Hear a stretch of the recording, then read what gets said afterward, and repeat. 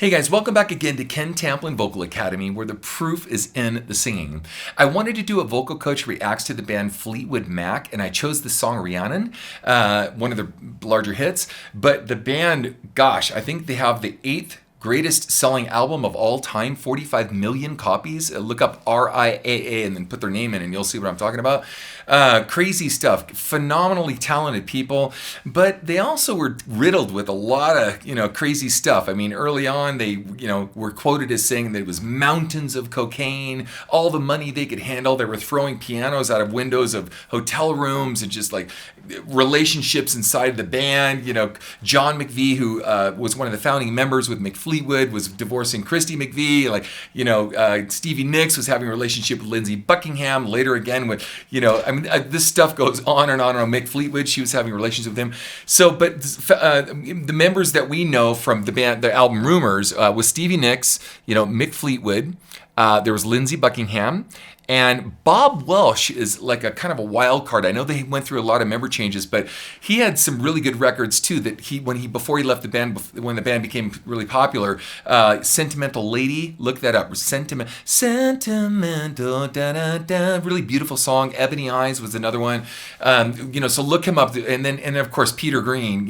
"Oh well." I did a cover of that. I think I posted it. If not, I'll try to get that done. But he also, Peter Green was awesome.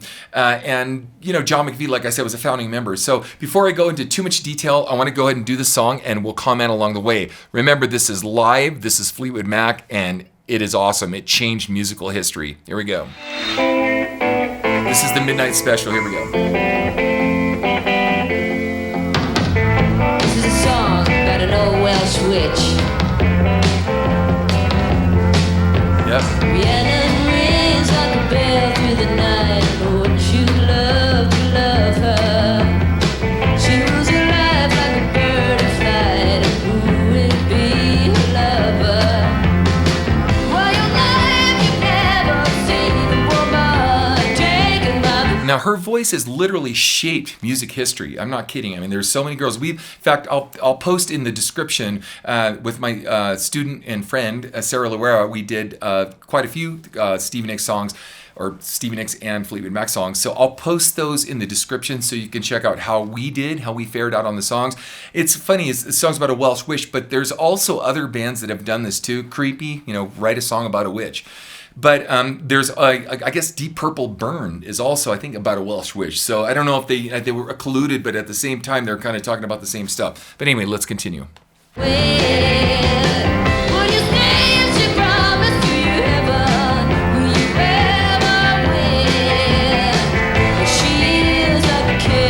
Right there, if you look at her face, straight up, get a close-up of it, when they talk about their drug stories and everything that they did, like I said, mountains of cocaine and all the dope they wanted and, all the money they needed, whatever, you can see drug on her face. Now, do drugs make you great for performing? Absolutely not. So I almost wonder what would have happened if they hadn't gone through that whole thing and just been... And they did go on record on Rolling Stone to say, hey, through all the bad relationships and everything that went in the band, we decided to keep it professional, and everything was about being professional and not lose the momentum. Most bands don't do that. I'm going solo. No, I'm going solo. F you, I'm going solo. So they did keep it together, and one of the biggest selling bands in history. So we'll continue.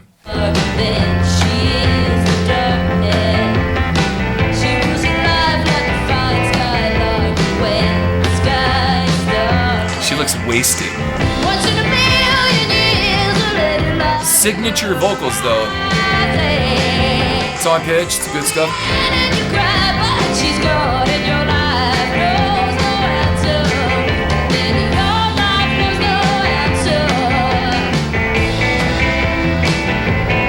Great musicianship, man.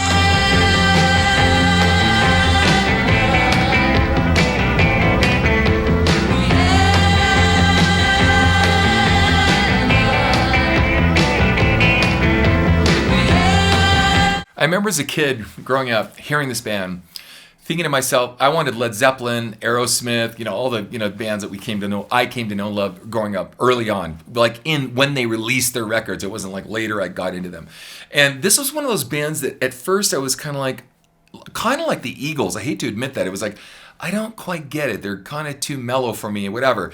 But it withstood the test of time. And later I realized the genius of what they did and their musicianship. I was fortunate enough to record in the very recording studio where they did this album. In fact, several of the records, but the Village Recorder in Santa Monica. Mike Slarv was the one of my managers. He manages Bill Ward from Black Sabbath and a bunch of other guys. He just sold it, but one of the largest rock touring busing companies in the world, Four Seasons Leasing. He just sold it. Anyway, he was my manager, and he worked here at the Village, so I got to interact with a lot of these guys that would go in and out of this place and record in the very room that they recorded their song. It was pretty magical, to say the least.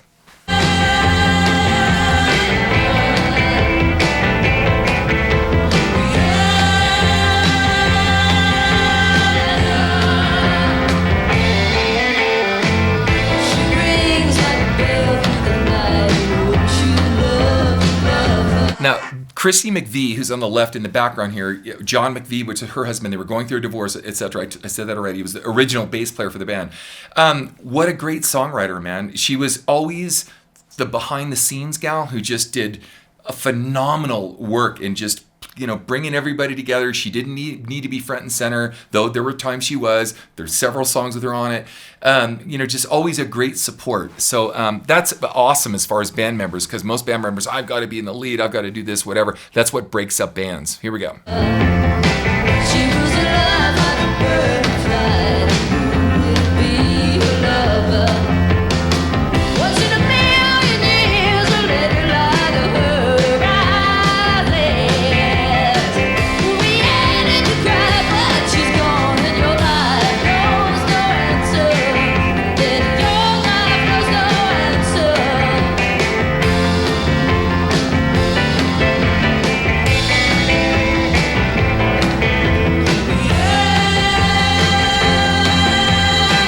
Good stuff, man. Not quite as good as far as the band members. I just did a vocal reaction to the Eagles, and the Eagles were like a little, but what was so cool about this era was everyone was pushing the next band, pushing each other to get better and better, write better songs, be unique, stand out, and all this stuff, and they are no exception. Like I said, 45 million records, the 8th greatest selling album of all time, rock album of all time. I should say rock, not greatest, because I think Michael Jackson and other bands surpassed them, but...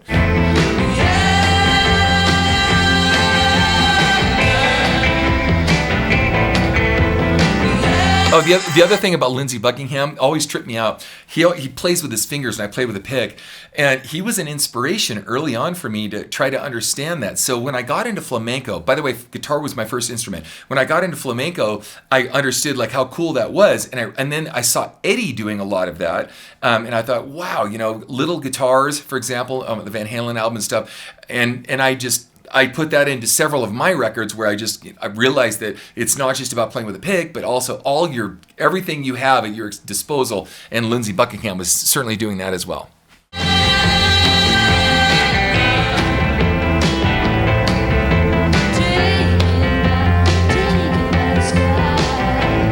Okay, I'm going to go up. There's a big, long instrumental break coming up, so I'm just going to go like a minute in farther. So,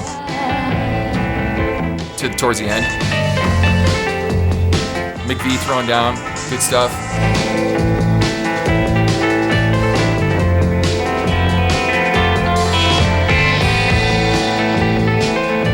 Nice instrumental break.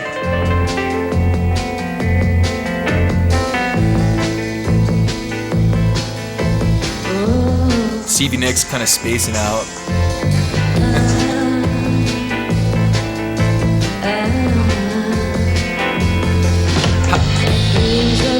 How can she sing that great and be that stoned? I don't know, man. Be sober, man. Let's get this together sober. We don't have to be that wasted to do this stuff, but let's continue. Killer. Everything's great, except that part, I think, has cost her a lot.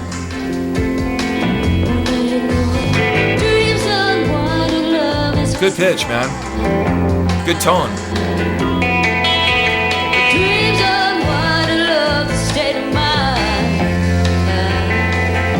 Again, right there at 4:55, whatever the time is on this, it's like she's like, and I can barely hold it together. Like awesome performer. Could you imagine if she was sober doing this stuff? Now she has what's called a gelta, a goat's wiggle vibrato, you know, caprino, and so I use her as an example of like people that have a really fast vibrato. Now in her case, it's kind of natural and kind of not. A lot of people gravitate towards that. In my singing course, I have a singing course called How to Sing Better Than Anyone Else, and I try to get people out of that so they can have more of a natural vibrato. But it's her signature too, so I'm not going to diss that whatsoever. I'm just Ken Tamplin at Stevie Nicks. She sold 45 million units. I haven't. But I am pointing this out along the way so you guys can understand how this all works. Okay? Here we go. Trees on wide, your love is on your fire. Dreams unwind, you know what state of mind. First one is a little flat. Second one is all spot on. Like the wind now, take me with the sky. Cool. Take me like the wind, baby, take me with the sky. Though it's flat, there's a lot of emotion. Good passion.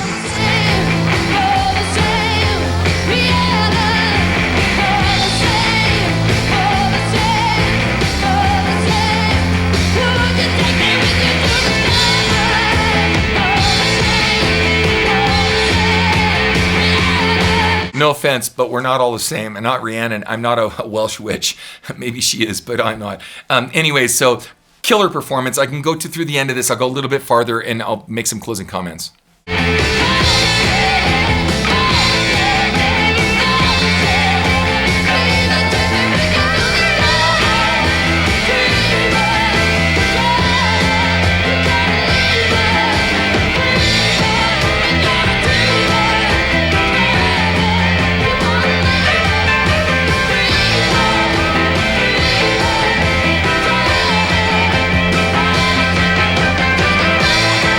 Cool. So did you notice that when she kicked up the energy that the band also had better energy? So, you know, if you have guys that are slugs or girls that are slugs, you know, there's like, by the way, remember I said mountains of cocaine. So she had that kind of look about her, like, I'm gonna, you know, whatever. Thankfully, she didn't have a heart attack. But the point is that as band members push other band members or bands push other bands to be better, you know, they've got to compete, and they're competing with themselves in a good way to push themselves to be better along the way. So again, just a phenomenal band. Phenomenal performance. You know, wish there weren't quite all the same drugs involved, but in the 70s, 80s, early 80s, even in the 90s, people dying from that. I wonder like how much better they could have gotten had they stayed sober and straight and, you know, kept more of a professional profile. But anyway, thank you for joining me, Ken Tamplin Vocal Academy, again, where the proof is in the singing. And until next time, peace out. Hey guys, if you like what you heard, please like and subscribe to my channel by clicking on the subscribe button.